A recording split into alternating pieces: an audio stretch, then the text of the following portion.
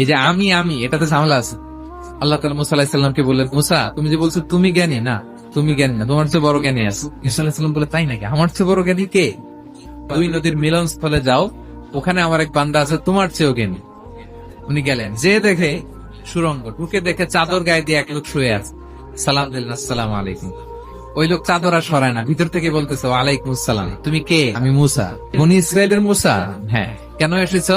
এবার চাদর খুললেন, বলতেছে আপনার কাছ থেকে কিছু শিখতে আসছি। আল্লাহ বলছে, আপনি নাকি সবচেয়ে বড় জ্ঞানী, তুমি আমার জ্ঞান নিতে পারবে না, ওই ধৈর্য শক্তি তোমার নাই। মুসা আলাইহিস সালাম জোর করতে লাগলেন।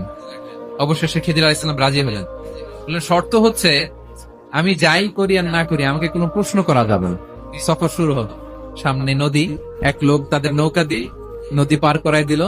নদী পারাপারের পর খিজির আলাইহিস সালাম লাঠি দিয়ে নৌকার তলাটা ছিদ্র করে দিলেন।